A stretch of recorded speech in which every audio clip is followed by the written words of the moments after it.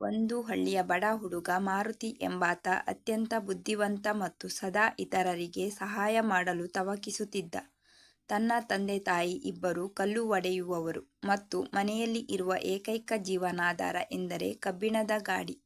ಮಾರುತಿ ಪ್ರತಿದಿನವೂ ಹಳ್ಳಿಯ ಹತ್ತಿರದ ಕಾಡಿಗೆ ಹೋಗಿ ಕಲ್ಲುಗಳನ್ನು ಕಟ್ಟಿ ಗ್ರಾಮಕ್ಕೆ ತಂದು ಮಾರುತ್ತಿದ್ದನು. ಒಂದು ದಿನ ಮಾರುತಿ ಕಾಡಿನಲ್ಲಿ ಕೆಲಸ ಮಾಡುತ್ತಿದ್ದಾಗ ಆತನಿಗೆ ಕಲ್ಲಿನ ಕೆಳಗಿರುವ ಒಂದು ಸಣ್ಣ ಹಾವು ಕಾಣಿಸಿತು. ಅದು ಚಿಕ್ಕದಾದರೂ ತೀಕ್ಷ್ಣ ದಂತಗಳುಳ್ಳ ವಿಷಕಾರಿ ಹಾವು ಆಗಿತ್ತು. ಅದು ತಕ್ಷಣವೇ ಮಾರುತಿಯನ್ನು ಕಚ್ಚಿತು. ಮಾರುತಿ ನೋವಿನಲ್ಲಿ ನರಳುತ್ತಾ ತನ್ನ ಕಾಲನ್ನು ಹಿಡಿದುಕೊಂಡನು. ಮಾರುತಿ ಏನು ಮಾಡಬೇಕು ಎಂದು ತಿಳಿಯದಾದ. ಹಾವು ಕೂಡ ಭಯದಿಂದ ಅಲುಗಾಡುತ್ತಾ ಎಲ್ಲಿಗೂ ಹೋಗಲಾರದೆ ತಾನೇ ಪ್ರಯತ್ನಿಸುತ್ತಿತ್ತು. ಮಾರುತಿ ತನಗೆ ನೋವು ಇದ್ದರೂ ಹಾವನ್ನು ಹಿಡಿದು ಹತ್ತಿರದ ದೊಡ್ಡ ಕಲ್ಲಿನ ಮೇಲೆ ಇಡುತ್ತಾನೆ. ಈ ಜಗತ್ತಿನಲ್ಲಿ ದಯೆ ಎಂಬುದು ಅತ್ಯಂತ ಶ್ರೇಷ್ಠ ಗುಣವಾಗಿದೆ. ನಿನ್ನಿಂದ ನೋವು ಅನುಭವಿಸಿದರೂ ನಾನು ನಿನಗೆ ಹಾನಿ ಮಾಡಲಾರೆ ಎಂದು ಹೇಳಿದನು. ಇದು ಕೇಳಿದ ಹಾವು ಹಠಾತ್ ನಿಲ್ಲಿತು. ಇದು ಅಸಹಜವಾಗಿತ್ತು. ಹಾವು ಮಾರುತಿಯ ಮಾತುಗಳನ್ನು ಕೇಳಿದಂತೆ ತೋರುತ್ತಿತ್ತು. ಅಂದು ರಾತ್ರಿ ಮಾರುತಿ ತನ್ನ ಮನೆಯ ಕಡೆಗೆ ಹೊರಟನು. ಅದುವರೆಗೆ ನೋವು ಸಹಿಸುತ್ತಾ ಇದ್ದರೂ ಅವನ ಮನಸ್ಸಿನಲ್ಲಿ ಯಾವ ಅಸಹನೆ ಅಥವಾ ಕೋಪವೂ ಇರುತ್ತಿರಲಿಲ್ಲ. ಆಗ ಅವರ ಮನಸ್ಸು ಹಸಿದಿದ್ದರೂ ದಯೆಯಿಂದ ತುಂಬಿತ್ತು. ಮುಂದಿನ ದಿನ ಮಾರುತಿ ಮತ್ತೆ ಕಾಡಿಗೆ ಹೋದಾಗ ಅವನಿಗೆ ಆ ಹಾವು ಮತ್ತೆ ಕಂಡುಬಂತು.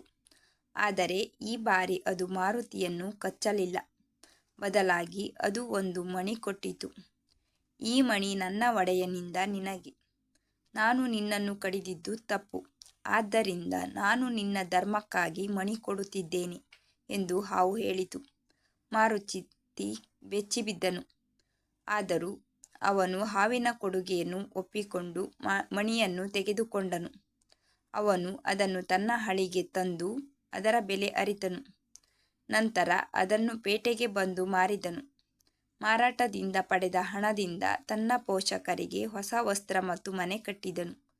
ಈ ಕತೆ ನಮಗೆ ದಯೆಯ ಶಕ್ತಿ ಮತ್ತು ಪರಿಣಾಮದ ಬಗ್ಗೆ ಹೇಳುತ್ತದೆ.